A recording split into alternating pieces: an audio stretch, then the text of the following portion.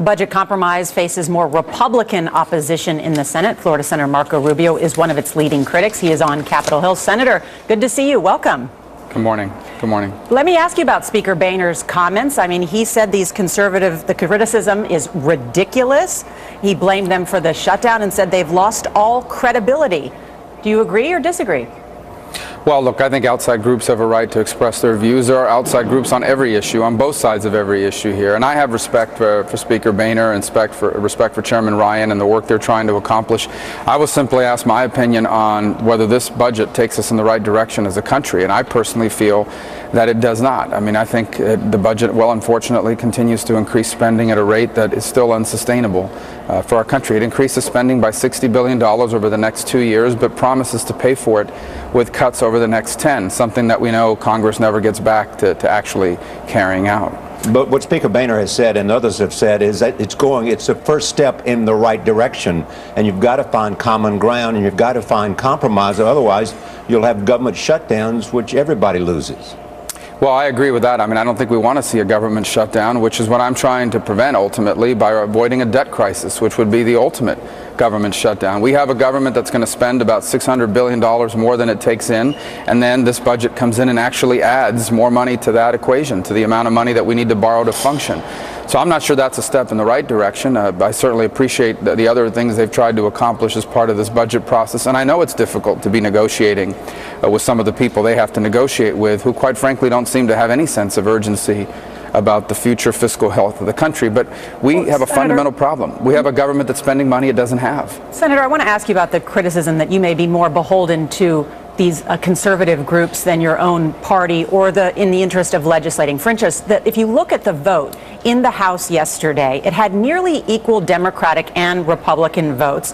You had Congressman Ryan, the Republican, with the Democrat Senator Patty Murray working for months to work out a compromise. Shouldn't you be encouraging a rare outbreak of bipartisanship? Well, I think that's good, and I've worked on projects before that involve Democrats, and I think compromise is a good thing, but compromise also has to be a solution.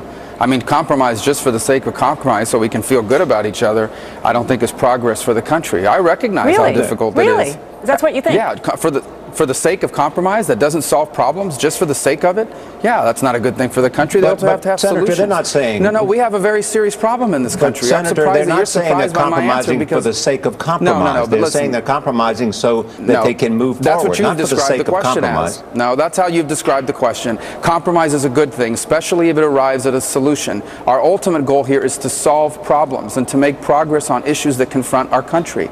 We have a government that continues to spend more money than it takes in at an alarming pace. That is going to trigger a debt crisis. It is stifling job creation. It is holding American ingenuity back.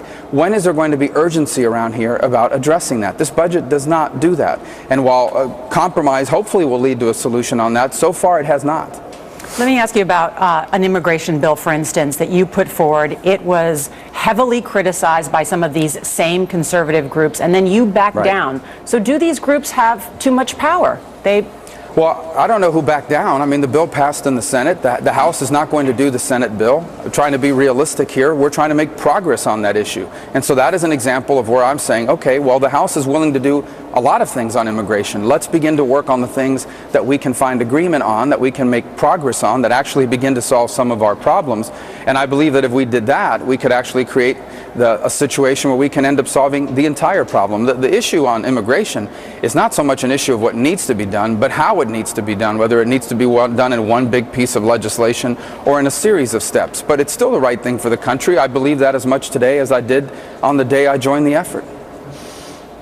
Senator, when you made the initial criticism, Congressman Ryan suggested maybe you should have read the bill first.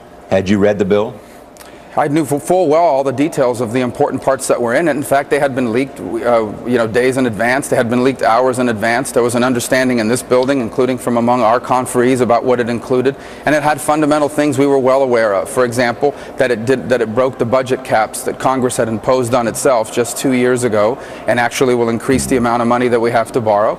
It had elements in there that, for example, will make it easier now for Democrats to come back to Congress and raise taxes by waiving something called a budget point of of order, which is a technical term internally, but basically it means they can come back with 51 votes in the Senate and raise taxes. Those two reasons alone are reasons to oppose this. Senator, one quick question. Do you believe this suggests there's a basic fight going on in the Republican Party at this moment on budget issues that could spill over into? Yeah. Look, I think sometimes everything up here is analyzed through a political lens, but I think what it suggests is that there's a vibrant debate going on in our country about what we need to do to bring our spending under control. We need to have a functional federal government, which we won't be able to do if it has a debt crisis. Senator Rubio, thank you so much for joining us. Thank you.